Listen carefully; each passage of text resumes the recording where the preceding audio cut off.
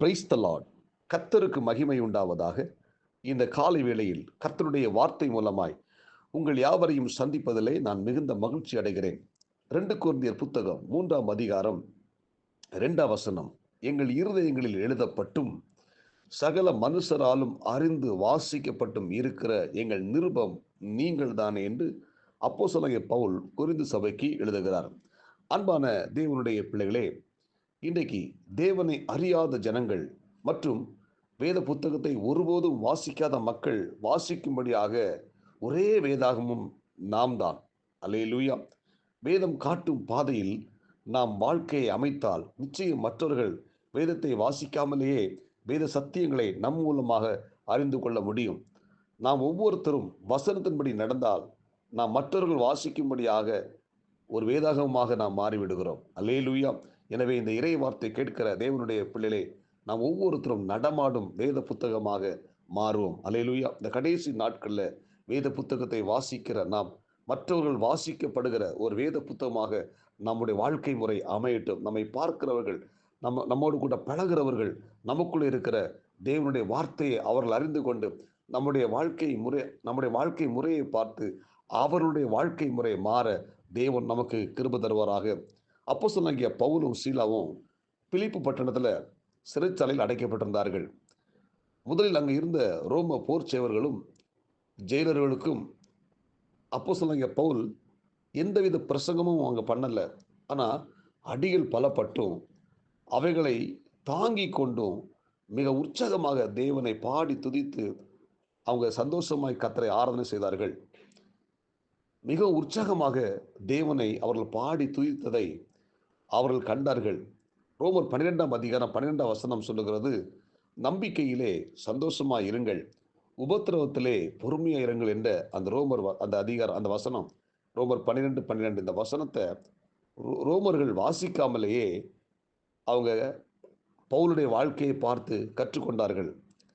மேலும் எல்லாவற்றிலும் ஸ்தோத்திரம் செய்யுங்கள், அப்படி செய்வதே கிறிஸ்து இயேசுவுக்குள் உங்களை குறித்து தேவனுடைய சித்தமாய் இருக்கிறது என்ற 1 தெசலோனிக்கேயர் 5ஆம் அதிகாரம் 18ஆம் வசனத்தையும் வேதகம் திறந்து வாசிக்காமலே அவர்கள் பவுலுடைய வாழ்க்கையை பார்த்து அறிந்து கொண்டார்கள். ஆமென். அன்பான தேவனுடைய பிள்ளைகளே, அந்த ரோமர்களும் அங்கு இருந்த ஜெயிலர்களும் பவுலுடைய வாழ்க்கையை பார்த்து வேதாகமத்தை திறந்து வாசிக்காமலேயே அந்த வேத வார்த்தைகளை அவர்கள் அறிந்து கொண்டது போல நாம் ஒவ்வொருத்தரும் அப்போஸ்தலனாகிய பவுலை போல மற்றவர்கள் வேத புத்தகத்தை திறந்து வாசிக்கிறதை விட நம்மை நேரடியாக பார்த்து நம்முடைய வாழ்க்கையை பார்த்து அவர்கள் வேத புத்தகத்தில் இருக்க வார்த்தையை அறிந்து கொள்ள தேவன் கிருபை தருவாராக. அப்படிப்பட்ட ஒரு வாழ்க்கை வாழ தேவன் நமக்கு கிருபை தருவாராக. இந்த பவுலும் சீலாவும் சிறைச்சாலையில் பாடி துதிக்க ஆரம்பித்த பொழுது சிறைச்சாலையின் அஸ்திபாரங்கள் அசைந்தது. அனைவருடைய சங்கிலிகளும் கலண்டு போயின. சிறைச்சாலைக்காரன் பவுலனை ஓடி வந்து அங்கே பார்க்குறான். அவங்க கைகள் கால் கட்டப்பட்டு விடுவிக்கப்பட்டிருக்கிறாங்க. இதை பார்த்த அந்த சிறைச்சாலைக்காரன் பவுல்கிட்ட கேட்குறான், ஆண்டவன்மாரே, நாங்கள் ரட்சிக்கப்பட என்ன செய்ய வேண்டும் என்று சொல்லி கேட்குறான். அதை கேட்டு பார்த்தீங்கன்னா அவனும் அவன் வீட்டில் இருந்து யாவரும் இந்த பவுலுடைய வாழ்க்கையை பார்த்து கிறிஸ்துவை விசுவாசித்து ஏற்றுக்கொண்டார்கள். அல்லேலூயா. இந்த காலை வேளை நம்மை பார்த்து அநேகர் இயேசுவை ஏற்றுக்கொள்ள வேண்டும். அல்லேலூயா. நம்முடைய வாழ்க்கை முறையை பார்த்து அநேகர் கர்த்தருக்குள் வர வேண்டும். அப்படிப்பட்ட ஒரு வாழ்க்கை வாழ தேவன் நமக்கு கிருபை தருவாராக. அல்லேலூயா. நாம் வாசிக்கின்ற வேத வசனங்களை நாம் உண்மையாய் கைக்கொள்ள வேண்டும். அப்படி கைக்கொள்ளும் பொழுது அநேகர் வாசிக்கிற நிருபங்களாக நாம் மாறிவிடுகிறோம். அல்லேலூயா. எனவே பவுல் சொன்னது போல நாங்கள் வாசிக்கிற அந்த நிருபங்கள் நீங்கள் தானே என்று சொல்லி சபைக்கு சொன்னது போல் நாம் ஒவ்வொருத்தரும் மற்றவர்களால் அறிந்து கொள்ளப்பட வேத புத்தகத்தில் இருக்கிற வார்த்தைகளாய் நாம் மாறிவிட தெய்வம் நமக்கு கிருபை தருவாராக. தானியேலை குறித்து வேதம் சொல்லுகிறது. தானியேல் அந்த 6ஆம் அதிகாரத்தை வாசித்து பார்த்தீங்கன்னா, தானியேல் 3 வேளை ஜெபிக்கிறவன். அங்கே இருந்த எல்லாரும் தானியேலுக்கு விரோதமாக குற்றம் சாட்டுவதற்கு திட்டம் போட்டார்கள். ஆனால் தானியேல் 3 வேளை ஜெபிக்கிறவன். ராஜாவுக்கு உண்மையாக இருந்தான். ராஜாவுக்கு நீதிக்கேடு செய்யலை. அந்த தானியேல் நல்ல ஒரு மனுஷனாக இருந்தான். தானியேல் இடைவிடாமல் கர்த்தரை ஆராதிக்கிறவர். இதெல்லாம் ராஜா நன்கு அறிந்து கொண்டார். ஆமென்.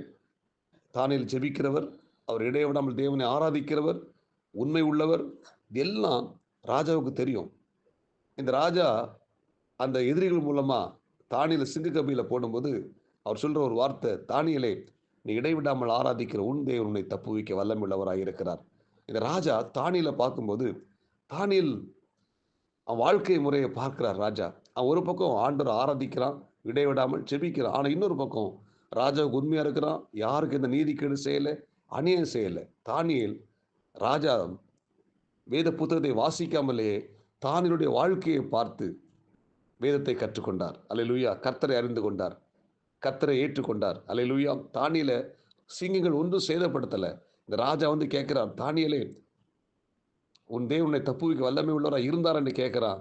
இதை தானியேல் சொல்றான், ராஜாவே, நான் தேவனுக்கு முன்பாகவும் உமக்கு முன்பாகவும் உண்மையாகவும் நீதிகேடு செய்ததில்லை என்பதை நான் தேவன் எனக்கு காண்பித்தார் என்று சொல்லி அந்த இடத்துல தானியேல் அங்கே சிங்கக்கவிலிருந்து வெளியே வருகிறான். இந்த ராஜா தேசத்துல தானியேல் ஆராதிக்கிற தெய்வம் தான் உண்மையான தெய்வம் என்பதை சட்டம் போட்டு எல்லாருக்கும் சொன்னான். அல்லேலூயா! இந்த இறைவார்த்தை கேட்கிற தேவனுடைய பிள்ளை, ஒரு தானியேல் அந்த ராஜாவை மாற்ற முடியுமானால், தானியேலுடைய வாழ்க்கை முறை, தானியேலுடைய ஒவ்வொரு நடவடிக்கைகளும், அவன் வாழ்க்கை முறைகளும் ஒரு வேத புத்தகத்தை போல காணப்பட்டது. ராஜா வேத புத்தகத்தை திறந்து வாசிக்காமலே தானியேலை பார்த்து கர்த்தரே தெய்வம் என்பதை அறிந்து கொண்டது போல நம்மை பார்த்து அநேகர் கர்த்தரே தெய்வம், இயேசுவே தெய்வம் என்பதை அறிந்து கொள்ள நாம் ஒவ்வொருத்தரும் அப்படிப்பட்ட வாழ்க்கை வாழ தேவன் கிருபை தருவாராக. நம்ம எல்லாரும் செபிப்போமா? பரலோக தேவனே, இந்த இறைவார்த்தை கேட்ட ஒவ்வொரு தேவனுடைய பிள்ளைகளுக்காக நான் செபிக்கிறேன். ஆண்டவரே, அப்போஸ்தலனாகிய பவுல் சொல்லும் பொழுது, எங்கள் இருதயம் எழுதப்பட்டும் சகல மனுஷர்களும் அறிந்து வாசிக்கப்பட்டும் இருக்கிற எங்கள் நிருபம் நீங்கள் தானே என்று சொன்ன வார்த்தையின்படி நாங்கள் ஒவ்வொருத்தரும் மற்றவர்கள் எங்கள் மூலமாய் வேத புத்தகத்தை அறிந்து கொள்ள, எங்கள் வாழ்க்கை முறையின் மூலமாய் ஆண்டவரை உண்மை அறிந்து கொள்ள உதவி செய்வீராக. நாங்கள் ஒவ்வொருத்தரும் நடமாடும் வேத புத்தகம் ஆண்டவரே. ஆண்டவரே, நாங்கள் ஒவ்வொருத்தரும் மற்றவங்க வாசிக்கிற வேத புத்தகமாய் மாறணும் ஆண்டவரே. இந்த இறைவார்த்தை கேட்ட எல்லா தேவனுடைய பிள்ளைகளை கர்த்தர் ஆசீர்வதிங்க. இந்த நாளுக்குரிய கிருபை கொடுங்க. இயேசுவின் நாமத்தில் செபிக்கிறோம் நல்ல பிதாவே, ஆமேன். God bless you. உங்கள் யாவரையும் கர்த்தர் ஆசீர்வதிப்பாராக. இந்த நாள் உங்களுக்கு இனிமையாய் அமையட்டும். ஆமேன்.